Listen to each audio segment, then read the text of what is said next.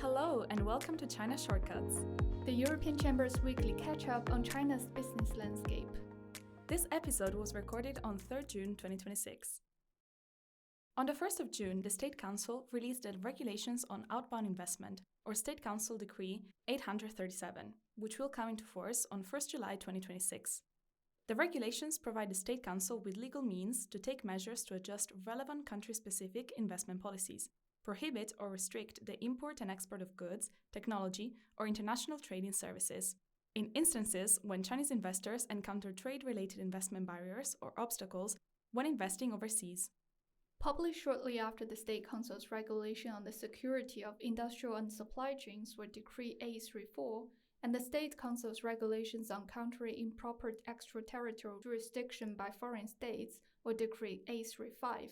Decree 837 appears to be an additional piece of legislation that provides China with a legal framework for taking retaliatory measures against actions it perceives as damaging the rights and interests of its companies. As is the case with the two previous decrees, the inclusion of vague language on key provisions contained in the regulations on outbound investment raises the risk that legitimate commercial decisions could be interpreted as violating the legislation.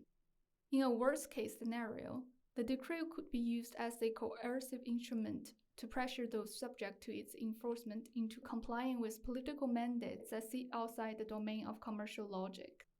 To ensure FIEs can comply, the European Chamber strongly recommends the Chinese authorities publish policy interpretation guidelines in a timely manner that specify if and under what circumstances FIEs doing business in or with China are within the scope of the legislation, as well as definitions for key terms contained within.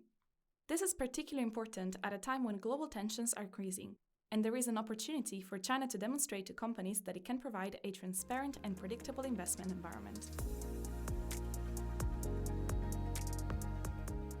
Data released by the National Bureau of Statistics on the 31st of May show that manufacturing activity growth in China stagnated in May.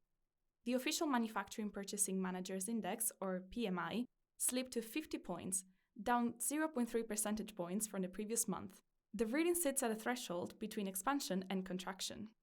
The Bureau's Production Index came in at 51.2 points, staying in expansion territory, while all other sub-indices covered by the PMI showed contraction. Notably, the New Orders Index stood at 49.9 points, down 0.7 percentage points compared to April's reading, indicating that demand for manufactured products had declined. China's official non-manufacturing PMI, which gauges services and construction business activity, stood at 50.1 points in May, up by 0.7 percentage points from the previous month.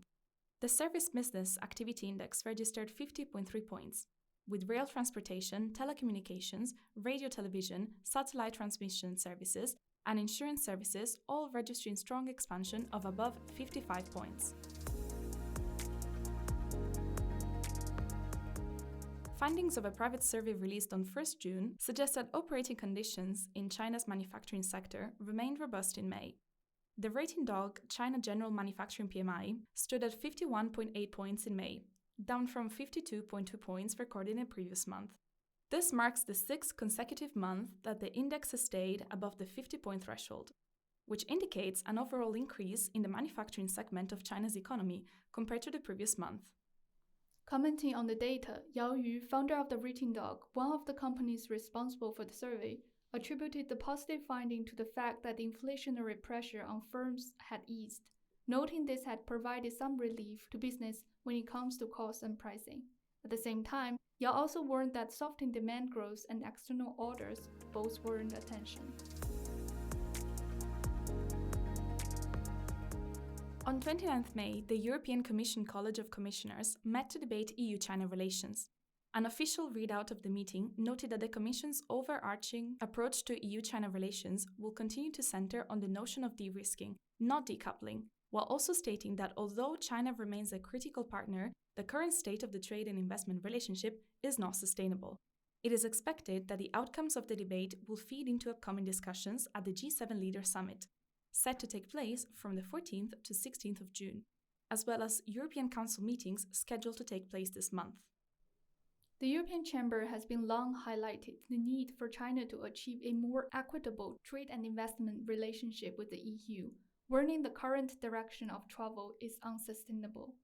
In this regard, it is a positive that recent major Chinese policy documents, including the Premier's 2026 report on the work of the government, published at this year's two sessions, and the country's 15th five-year plan, have included measures aimed at boosting domestic consumption and addressing evolution-style competition within the country. If successfully implemented, such actions could reduce pressures on the Chinese authority to rely on exports as a driver of the economic growth and help the country to achieve more balanced trading relationship with its key partners, including the EU. On 12th of June, the European Chamber's signature annual Midsummer business reception will take place in Beijing. The event will be attended by senior members of the European business and diplomatic community based in the city, including standing ambassador of the delegation of the European Union to China, Jorge Toledo Albenana, who will soon conclude his tenure in the country. Join us at Rosebud Beijing to meet industry leaders, entrepreneurs, and partners as we bid farewell to Ambassador Toledo. To ensure your attendance, we encourage advance online registration and payment by 5th of June. Thanks for listening, and don't forget to tune in again next week. In the meantime, please find useful links in the episode notes.